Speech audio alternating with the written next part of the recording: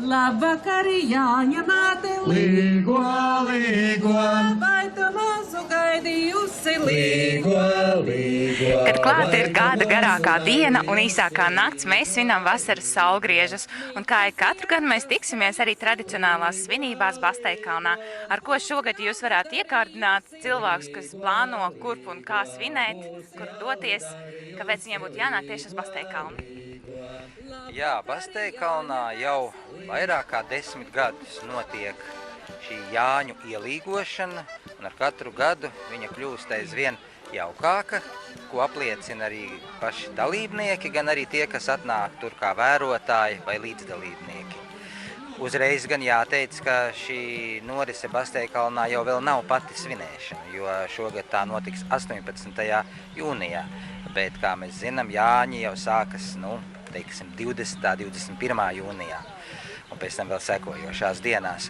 Tātad šī ir tāda kā meistardarbnīca, kā ģenerāla mēģinājums vai kaut kas tam līdzīgs, kur folkloras kopas rāda, kā jāvī vainagi, ozolu vītne, kā jātaisa lāpas, tādas īstas, dabīgas, no saviem materiāliem, nevis importētas no Ķīnas, kā jākrauj ugunskurs, kā jāapdzied, kā jāapmētā vienam otru ar Jāņu zālēm un daudzas citas lietas.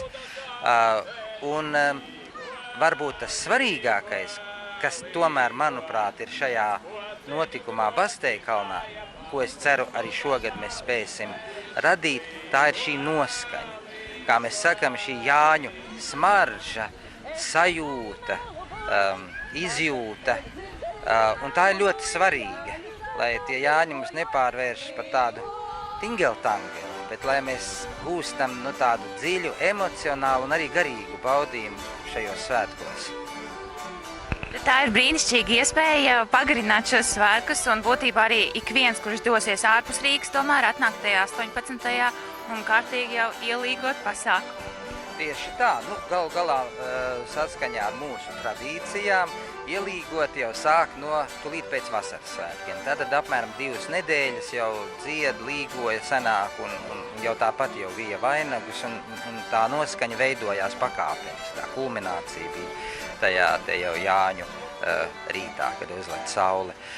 Tāpēc, protams, ka tas arī patiesībā ir jauki. Rīgā jau vēl notiek vairāki pasākumi, un viņi tiešām pagarina šos svētkus, un līdz ar to mums varbūt sniedz lielāku gandarījumu. Rīgas folkloras kopas, kā arī tuvāko novadu folkloras kopas sabrauc šajā vakarā un kopīgi veido šo Jāņu sajūtu. Kur ir tie skaļākie vārdi folkloras kopās? Kā jau parasti, visur viņi vienmēr ir priekšā. Vai tie ir Jāņi, vai tā ir bluķa vilkšana, vai rudenāja, vai lielā diena. Tie ir grodi, garataka, skandinieki, budēļi, savieši, vilcenes, vilkači, kuri pagājuši gadu sēja sieru, piemēram, pirmo reizi. Jā.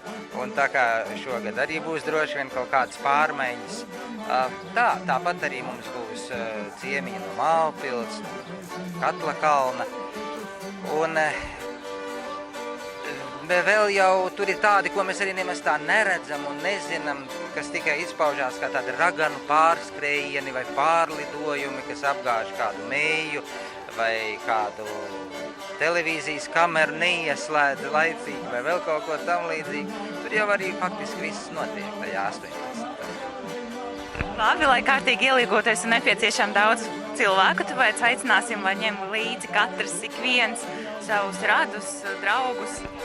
Tieši tā, jānāk, jo tas nav tāds koncerts, tur var kopīgi padziedāt, iesaistīties kaut kādos praktiskās darbībās, un noteikti tur ir daudz jau Jāņu zāles savestas, tur var arī novīt jau sev vainagu, gan ozolu zaru, gan arī ziedu vainagu.